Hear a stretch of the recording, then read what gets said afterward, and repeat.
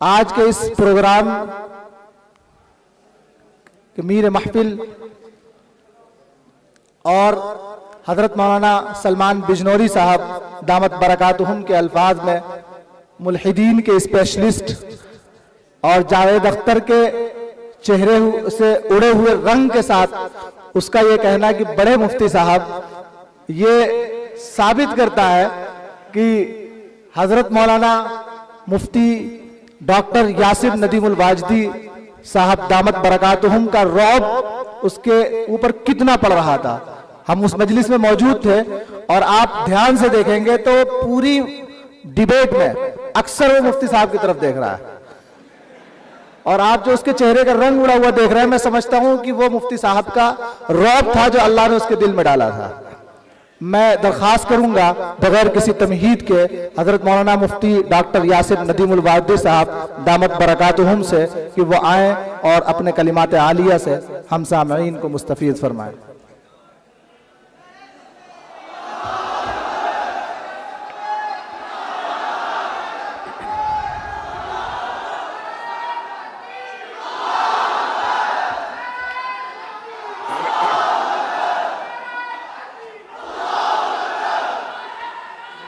ٹھیک،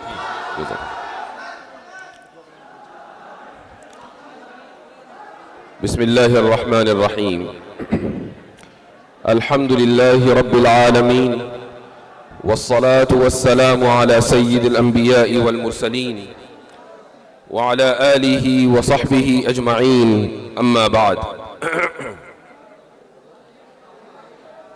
میری گزارش ہوگی تمام حضرات سے خاموش ہو جائیں۔ آج میری طبیعت خراب ہے لیکن آپ کی محبت میں آیا ہوں، اور 2 دن سے طبیعت ناساز چل رہی ہے، سر میں درد بھی ہے، آواز بھی آپ دیکھ ہی رہے ہیں، تو آپ کی خاموشی کے اوپر میری پیغام رسانی موقوف ہے۔ پھر وہی دلیل توقف آ گئی، تو آرگیومنٹ آف کنٹینجنسی۔ کچھ منتشر افکار ہیں، خیالات ہیں جو میں آپ حضرات کے سامنے رکھنا چاہوں گا۔ ہمارے عزیزم مفتی شمائل احمد عبداللہ نے چند باتوں کی طرف توجہ دلائی ہے، اسی کو میں آگے لے کر چلنا چاہوں گا۔ جو سب سے پہلی چیز ہے، ذرا خاموش ہو جائے بھائی، خاموش ہو جائیں۔ سب سے پہلی چیز یہ ہے کہ آپ کا اپنے اساتذہ سے کتنا تعلق ہے اور ان کا آپ کے اوپر کتنا اعتماد ہے۔ کل جب ڈیبیٹ ہوئی تو ڈیبیٹ سے تقریباً 3-4 گھنٹے کے بعد میرے پاس ایک فون آیا، اور یہ فون تھا دارالعلوم دیوبند کے استاذ، میرے محسن استاذ حضرت مولانا مجیب اللہ گونڈوی صاحب کا دامت برکاتہم۔ وہ مجھے بیٹا بیٹا کہہ کر مخاطب کرتے ہیں، ہر ایک کو کرتے ہیں، ماشاءاللہ ان کا ایک خاص انداز ہے۔ تو وہ مجھے مبارکباد دینے لگے۔ میں نے کہا حضرت آپ جو کچھ بھی دیکھ رہے ہیں اس کا مکمل کریڈٹ آپ کو جاتا ہے۔ وہ کہنے لگے کہ کیسے؟ میں نے کہا اس لیے کہ شرح عقائد میں نے آپ سے پڑھی، اور یہ حقیقت ہے۔ آپ نے اکثر مجھے سنا ہوگا کہ جب بھی میں نصاب پہ بات کرتا ہوں تو شرح عقائد کا ایڈورٹائز ضرور کرتا ہوں، اور شاید امام تفتازانی رحمہ اللہ کو اس وقت یہ اندازہ نہ ہوگا کہ 1000 سال کے بعد کوئی شخص اس کتاب کے تعلق سے اتنی گفتگو کر رہا ہوگا کہ مفتی طارق مسعود صاحب کے پوڈ کاسٹ سے لے کر یہاں تک ہر موقع پر شرح عقائد۔ مفتی شمائل صاحب نے ڈیبیٹ میں جو دلائل دیے ہیں، مفتی شمائل صاحب نے شرح عقائد نہیں پڑھی، لیکن دلائل سارے وہی کے تھے۔ یہ اس لیے آپ کو بتا رہا ہوں کہ اسباب کے درجے میں چیزیں آپ کے پاس مہیا ہیں۔ بھائی پھر گفتگو کرنا مشکل ہو جائے گا۔ اسباب، ہاں بیٹھ جائے۔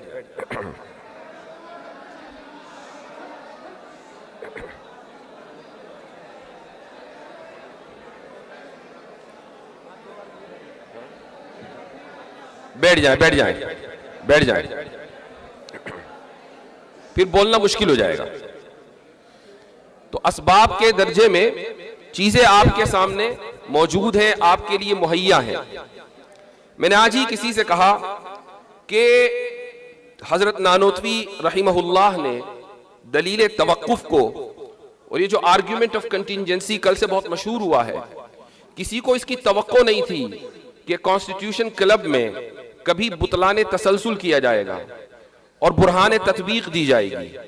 یہ سارے کے سارے دلائل آپ اگر ہفتوں میں پڑھتے ہیں اور شرع عقائد آپ نے پڑھی ہے تو آپ کو معلوم ہونے چاہیے. لیکن ہم نے وہ دور بھی دیکھا ہے کہ جب ان دلائل کو، بلکہ آپ تو اس دور سے گزر رہے ہیں کہ جب کہ ان دلائل کو اس لیے پڑھا جاتا ہے کہ امتحان میں نمبر اچھے آنے ہیں. اور مجھے افسوس کے ساتھ کہنا پڑتا ہے کہ بہت سے مدارس میں، دارالعلوم دیوبند کی بات نہیں ہے، بہت سے مدارس میں میں نے یہ سنا ہے کہ اساتذہ خود یہ کہہ دیتے ہیں کہ بھئی کتاب بہت مشکل ہے، اب امتحان بھی آ رہا ہے، چلو بھئی ورق گردانی کر لو.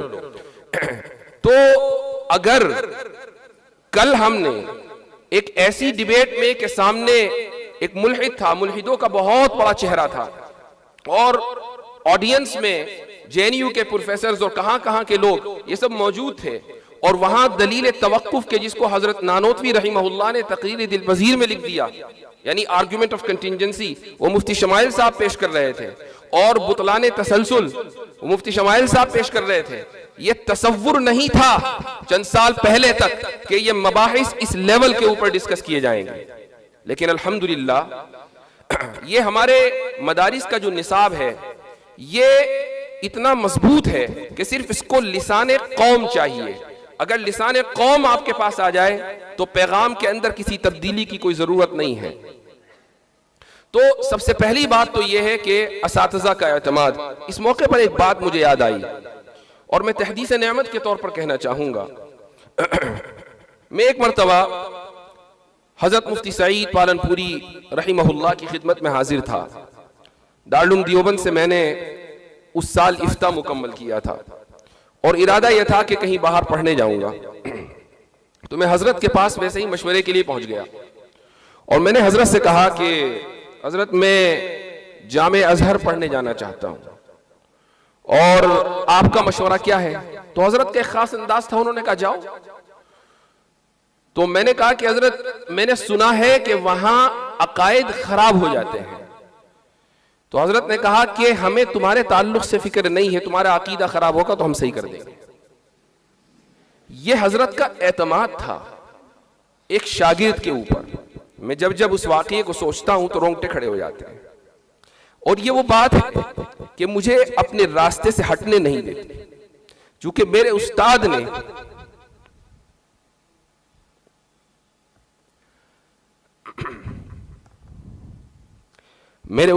جو اعتماد مجھ پہ کیا تھا، اس اعتماد کی لاج رکھنی بہت ضروری ہے، اور انشاءاللہ میں لاج رکھوں گا.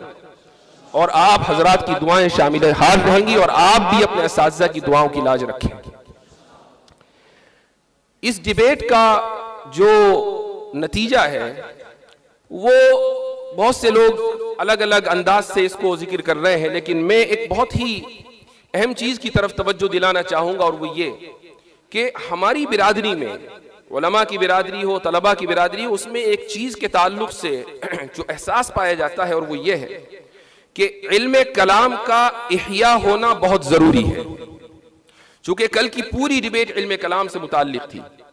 ہم علم کلام کا لفظ پڑھتے ہیں، اس اصطلاح سے واقف ہیں اور اس فن کی ایک کتاب بھی پڑھ لیتے ہیں، لیکن ہمارے پاس کتابوں کا، خود ہمارے اکابر کی کتابوں کا لکھا ہوا جو ذخیرہ ہے، ہم اس سے بالکل نابلد ہیں. میں چند باتیں آپ کے سامنے رکھوں گا، آپ کو حیرت ہوگی کہ ہمارے اکابر کس درجے کے اوپر جا کر سوچ رہے تھے. مثال کے طور پر علامہ کشمیری رحمہ اللہ نے ایک کتاب لکھی مرقات الطارم لحدوث العالم. اس پر ایک مقالہ بھی میں نے ابھی جو پچھلے ہفتے سیمینار ہوا تھا اس میں لکھا تھا. اس موقع پر مجھے یہ کتاب پڑھنے کا اتفاق ہوا.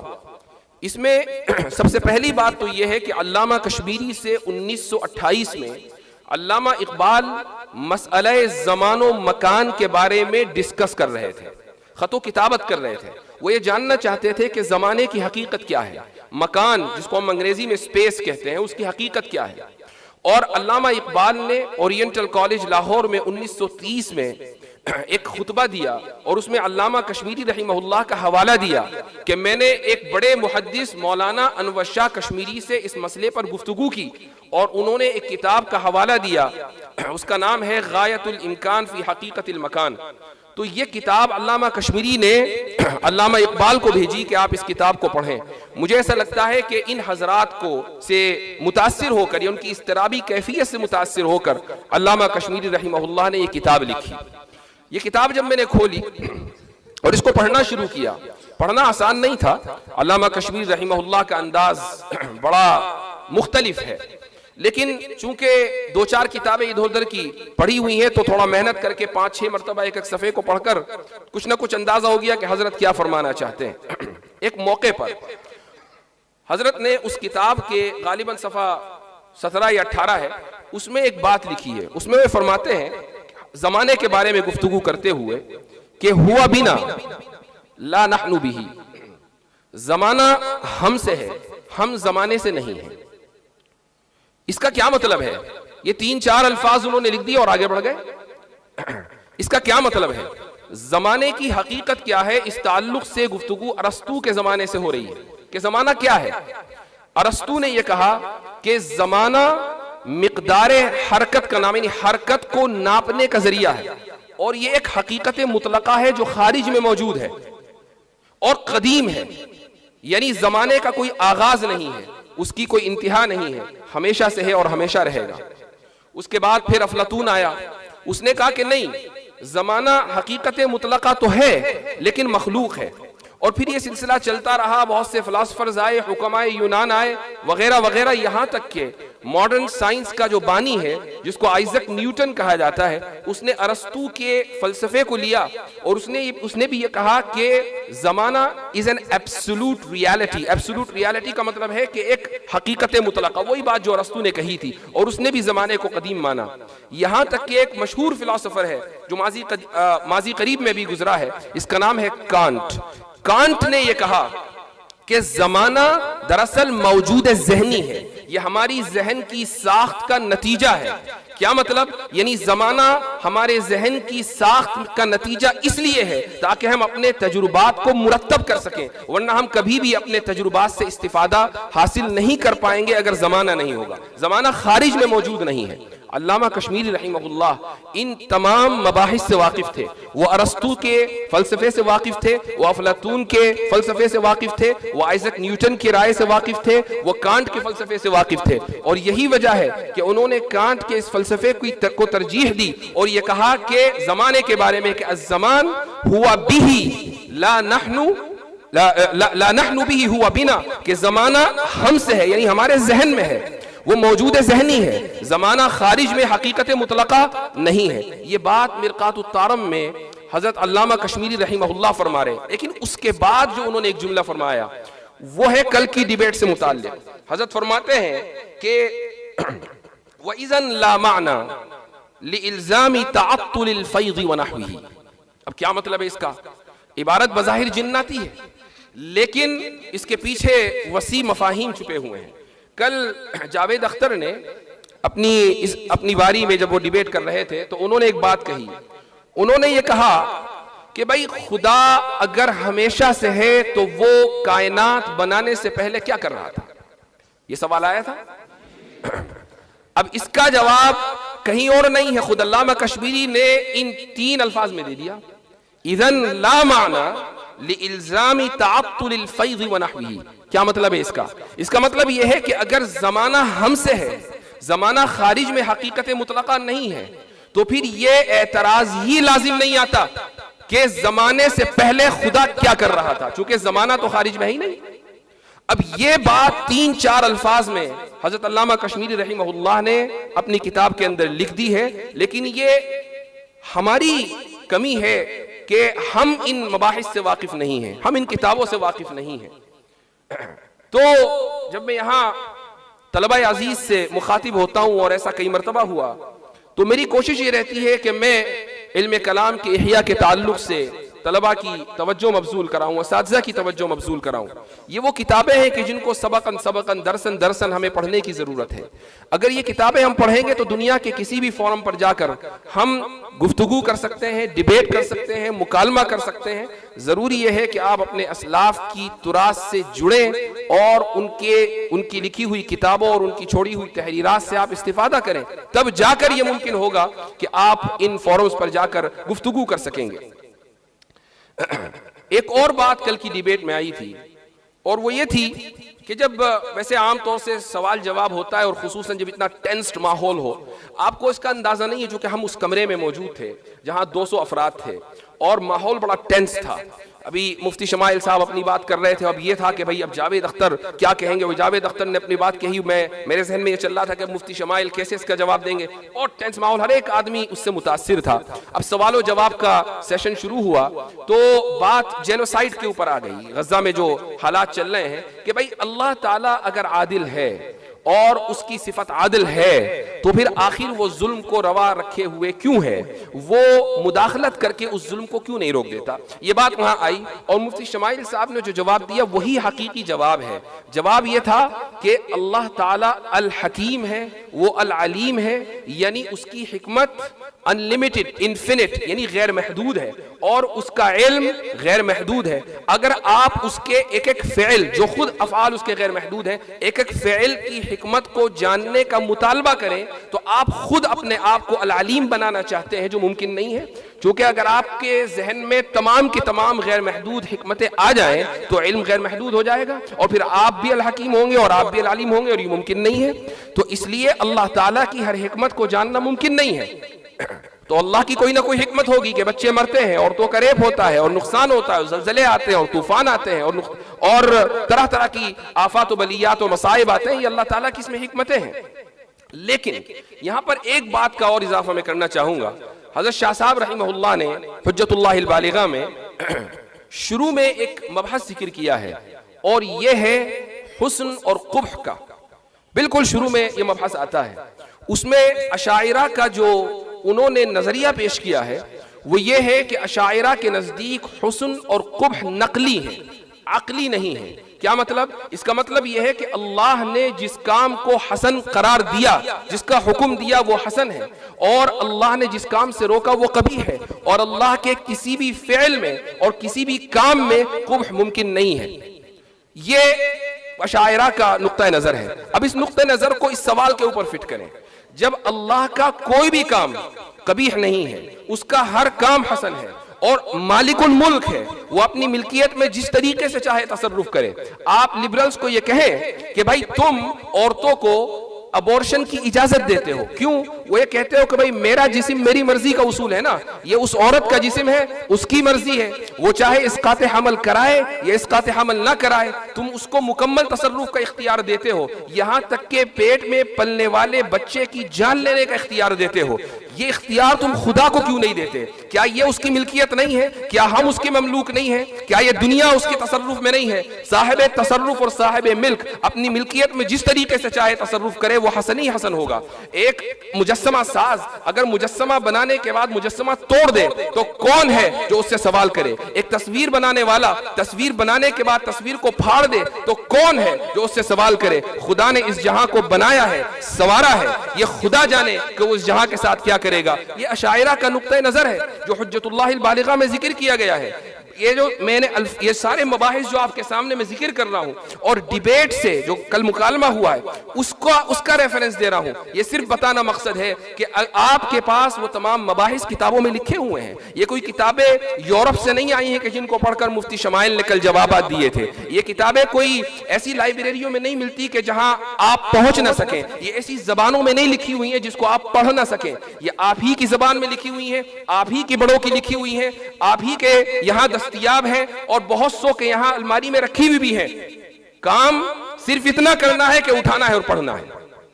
تو میرے بھائیوں، دوستو، میرا صرف یہی پیغام ہے کہ اپنے آپ کو آپ اپنے اکابر کے منہج سے اور ان کی تراث سے جوڑیں، اور انشاءاللہ آپ دیکھیں گے کہ آپ میں کا ہر ایک شخص مفتی شمائل ہوگا، آپ میں کا ہر ایک شخص اس مرتبے پر فائز ہوگا کہ جہاں اللہ سبحانہ و تعالی آپ سے احقاق حق اور ابطال باطل کا کام لے گا۔ مفتی شمائل صاحب نے آخر میں ایک بات ذکر کی اور بڑی اچھی ذکر کی، اور وہ یہ کہ طرح طرح کا تعصب مختلف جگہوں پر پایا جاتا ہے۔ ایک نئی قسم کا تعصب ہے ادارہ جاتی تعصب۔ مفتی شمائل اگر نہ بھی کہتے تو میں یہ بات ضرور کہتا ہوں کہ کل کے بوسے نے اس تعصب کی دیوار کو ختم کر دیا تھا۔ یہ حقیقت ہے کہ آج اگر ایک ندوی فاضل کا دیوبند کے طلبہ استقبال کر رہے ہیں تو اگر تعصب کسی کے ذہن میں ہوتا تو یہ استقبال نہ ہو رہا ہوتا۔ مفتی شمائل صاحب آج کے دن کے ہیرو ہیں، اور ندوے سے پہلے دیوبند آئے ہیں، اور اس کے بعد انشاءاللہ ندوے جائیں گے، اور میں بھی انشاءاللہ شاید جاؤں، ابھی طے نہیں ہے، اب وہ خبر پہنچ جائے گی وہاں، وہ منہ سے نکل گیا، واپس لیتا ہوں، رجوع کرتا ہوں۔ ایک اور بات میں بتا دوں کہ آج سے کوئی تقریباً 1.5-2 سال پہلے میری یہ کوشش ہوئی کہ جاوید اختر کو ڈیبیٹ پر بلایا جائے، اور بیچ میں کچھ لوگ تھے تو انہوں نے جاوید اختر سے رابطہ بھی کیا، اور جاوید اختر نے حامی بھر لی کہ ہاں بھائی ڈیبیٹ کریں گے، اور یہ بھی کہہ دیا کہ میں مفتی صاحب کے چینل پر ہی آ جاؤں گا، میرا اپنا کوئی چینل نہیں ہے۔ مجھے بڑی حیرت ہوئی کہ بھئی بہت زیادہ وسعت ظرفی رکھتے ہیں، اور اس میں کوئی شک نہیں ہے۔ ہماری ان سے ذاتی طور پر بھی ملاقات ہوئی ہے۔ میں ابھی جو حضرت والا فرما رہے تھے کہ ان کے لیے دعا کرنی چاہیے، ان کی ہدایت کے لیے دعا کرنی چاہیے، یہ بہت اہم بات تھی، تو انہوں نے اس کو قبول کر لیا۔ لیکن پھر کسی من چلے نے اویس اقبال والی ویڈیو ان کو دکھا دی، اور انہوں نے کہا کہ بھائی میں ان سے ڈیبیٹ نہیں کروں گا، اس لیے کہ یہ تو بولنے ہی نہیں دیتے۔ پھر وہ بات ختم ہو گئی۔ پھر انہوں نے کہا کہ میں شکاگو آ رہا ہوں، وہاں ہی مفتی صاحب رہتے تو وہیں بات کر لیں گے۔ وہ آئے، لیکن کوئی ایسی صورتحال نہیں بن پائی اور گفتگو ان سے نہیں ہوئی۔ جب ہم پرسوں ان سے ملے، ڈیبیٹ سے ایک دن پہلے میں اور مفتی شمائل صاحب ان سے ملے، ان کی ٹیم سے 2-3 لوگ اور تھے، تو وہ مجھے دیکھ کر کہنے لگے کہ میں نے آپ کی وہ اویس اقبال والی ویڈیو دیکھی ہے، آپ نے بہت ہی سنجیدگی سے کلام کیا ہے، اور آپ نے مکمل موقع دیا ہے سامنے والے کو بولنے کا۔ تو میرے ذہن میں آیا کہ ابھی 1.5 سال پہلے آپ نے یہ کہہ کر مناظرے سے پیچھا چھڑایا تھا کہ میں بولنے نہیں دیتا، اور ابھی وہی ویڈیو آپ اس کی تعریف کر رہے ہیں ماشاءاللہ۔ لیکن چونکہ ہر چیز کا ایک وقت مقرر ہوتا ہے، اس کے لیے رجال متعین ہوتے ہیں، اس کے لیے افراد متعین ہوتے ہیں۔ اس کام کے لیے اللہ تعالیٰ نے مجھے نہیں، مفتی شمائل صاحب کو چنا تھا۔ اللہ تعالیٰ نے اس کام کے لیے مفتی شمائل صاحب کو توفیق دی تھی، ان کے لیے یہ توفیق لکھی گئی تھی، اس لیے میں چاہے جتنا بھی زور لگا لیتا یہ کام ہونے والا نہیں تھا۔ ہاں اتنا ضرور ہے، اور میں تحدیث نعمت کے طور پر یہ کہوں گا، اور میں نے مفتی صاحب سے بھی یہ کہا کہ بھائی میں صرف یہ چاہتا ہوں کہ اس پورے کام میں تھوڑا سا حصہ میرا ہو جائے، صرف اسی نیت سے میں آپ کے ساتھ لگا ہوا ہوں، اور جو کچھ بھی تیاری ہو رہی ہے اس میں مشورے میں شامل ہوں۔ باقی ان کی اپنی محنت ہے، اور یہ ان کی تواضع اور ان کی ساری ہے کہ انہوں نے سارا کریڈٹ اپنے اساتذہ کو دیا، اور ان میں مجھے بھی شامل کر لیا، فجزاہ اللہ احسن الجزا۔ آخر میں صرف یہی کہوں گا کہ اپنے اکابر کی تراث کو پکڑے رکھیں، اپنے اکابر کی کتابوں کو پڑھیں۔ کانٹ سے زیادہ حضرت تھانوی رحمۃ اللہ علیہ کا فلسفہ ہے۔ کانٹ کا فلسفہ حضرت تھانوی رحمہ اللہ کے فلسفے کے سامنے کوئی حیثیت نہیں رکھتا۔ حضرت تھانوی کے ملفوظات ہی آپ پڑھ لیں تو آپ کو حیرت ہوگی کہ حضرت نے کیا کیا چیزیں لکھی ہیں۔ انتباہات مفیدہ پڑھیں، اشرف الجواب پڑھیں، حجت اللہ البالغہ پڑھیں، عبقات پڑھیں جو شاہ اسماعیل شہید کی لکھی ہوئی ہے۔ اسی طریقے سے حضرت نانوتوی رحمہ اللہ کی کچھ کتابیں ہیں، آپ ان کو پڑھیں۔ تو ان کتابوں کو جب آپ پڑھیں گے تو آپ بھی انشاءاللہ اسی میدان میں اس لیول پر کام کر رہے ہوں گے کہ کل آپ کے لیے استقبالیے دیے جائیں گے۔ جزاکم اللہ خیر الجزا، وآخر دعوانا ان الحمدللہ رب العالمین۔ اچھا، یہ مولانا محمود صاحب نے ہم آج کی اس انجمن فکر و تحقیق کی طرف سے یہ جو آج کے پروگرام کا انعقاد کیا ہے تو میں شکر گزار ہوں، اپنی طرف سے بھی شکریہ ادا کرتا ہوں، مفتی شمائل صاحب کی طرف سے بھی شکریہ ادا کرتا ہوں کہ آپ حضرات نے ہمیں یہاں بلایا، یاد کیا، اور طلبہ کے سامنے آپ ہمیں لے کر آئے۔ فجزاکم اللہ خیر الجزا۔